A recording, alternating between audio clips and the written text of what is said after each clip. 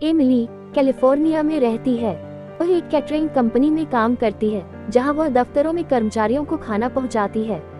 वापस सड़क पर वह अपने सहकर्मी जेवियर से टकराती है, जो उससे अपनी रात की शिफ्ट को कवर करने के लिए विनती करता है ताकि वह अपने बेटे के बेसबॉल खेल में भाग ले सके।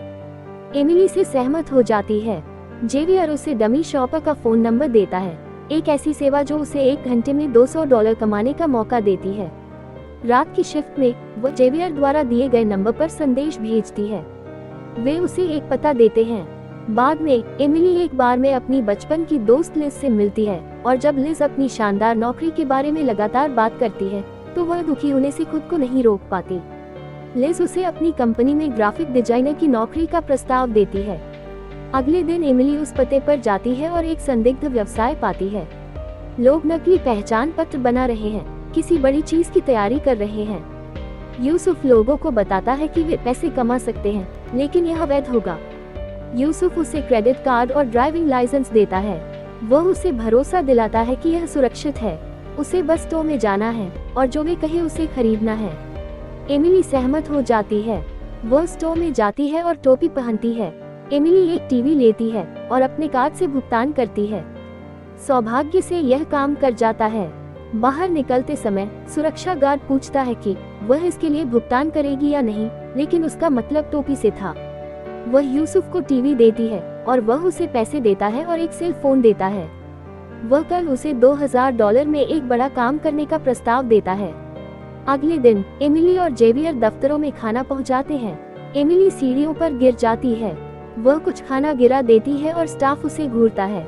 जेवियर को नौकरी से निकाले जाने की चिंता है, लेकिन एमिली उसे छोड़कर चली जाती है और अपने दोस्त से फोन पर बात करती है, जो कहती है कि वह उसे इंटरव्यू नहीं दिलवा पाई। निराश होकर वह टॉयलेट में बैग साफ करती है और यूसुफ का फोन फेंक देती है, लेकिन फिर कूड़ेदान में से खोजबीन करती है और जब उसे मैसेज मिलता है तो वह फोन उठा लेती है। वह उसे एक अनलिमिटेड कार्ड थमाता है और उसे खरीदारी के 8 मिनट बाद ही चले जाने की चेतावनी देता है, क्योंकि बैंक फोन करके मालिक को बता देगा कि यह नकली है। एमिली अंदर जाती है और एक बहुत महंगी BMW खरीदती है। मालिक को उस पर संदेह है, लेकिन वे उसे भुगतान करने के बाद कार तक ले जाते हैं।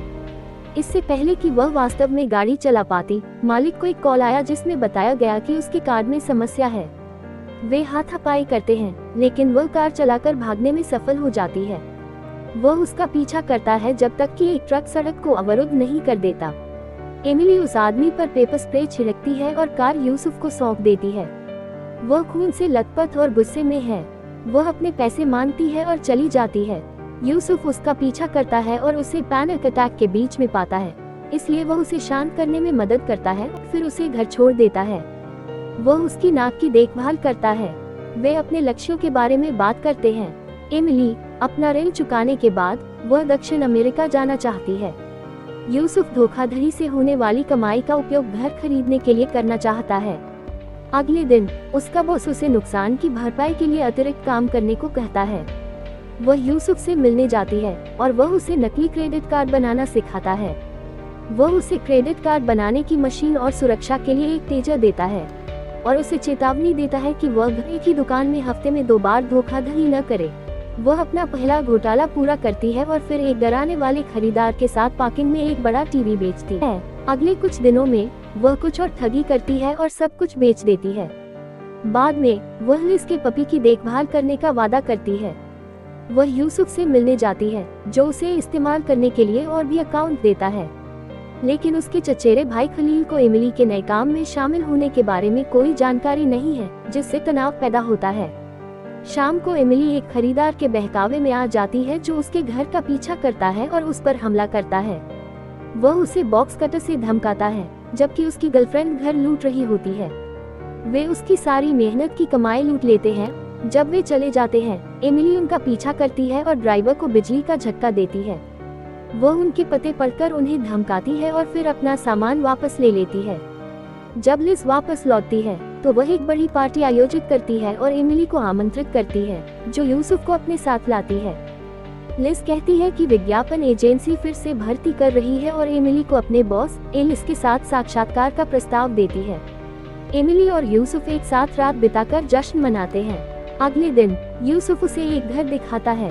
वे दोपहर का भोजन करते हैं जबकि एमिली उसे स्पेनिश सिखाती है।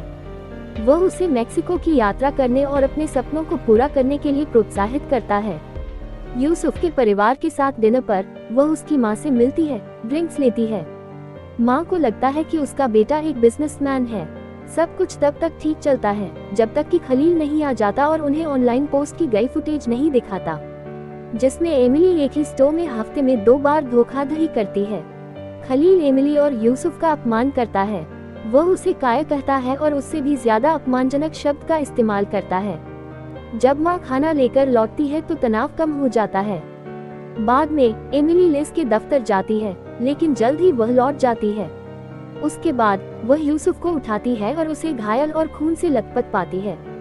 यूसुफ और खलील के बीच झगड़ा हो गया।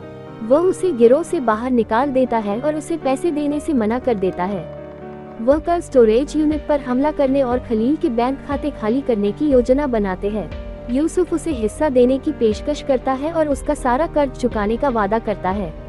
एमिली चिंतित है और अपना मन नहीं बना पा रही है।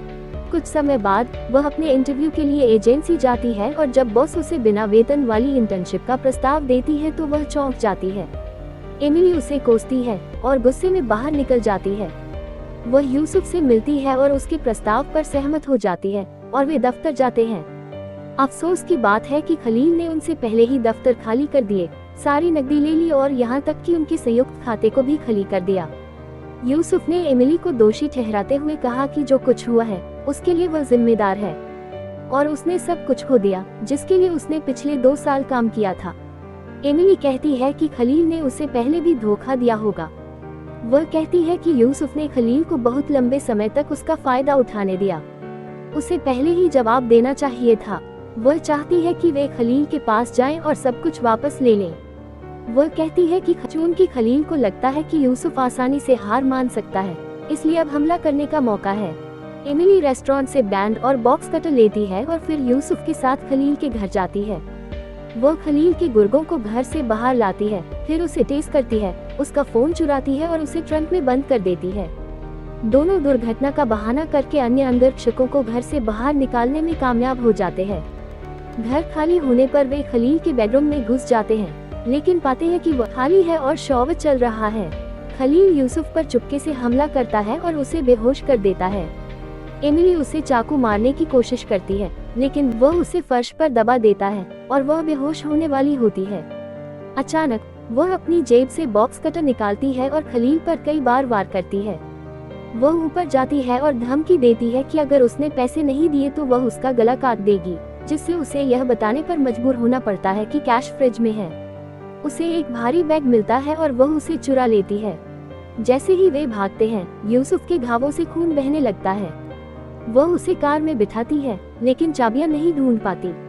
यूसुफ बेहोश हो जाता है और सायरन की आवाज सुनकर एमिली कैश ले लेती है और उसे छोड़ देती है। उसकी आंखों में आंसू हैं, फिर सड़कों पर भाग जाती है। वह अपने चेहरे से खून पोंछती है, फिर एकांत में बस से घर वापस जाती है। कुछ समय बाद पुलिस एमिली के अपार्टमेंट पर धावा बोलती है, लेकिन उसे नहीं ढूंढ पाती। एमिली लैटिन अमेरिका में कहीं है। वह मौसम का आनंद ले रही है और आधी रात को तैराकी कर रही है। वह धोखेबाजों को भर्ती करने के लिए आगे बढ़ती है, उन्हें एक साधारण डमी शॉपिंग के लिए $200 की पेशकश करती है। वीडियो देखने के लिए धन्यवाद।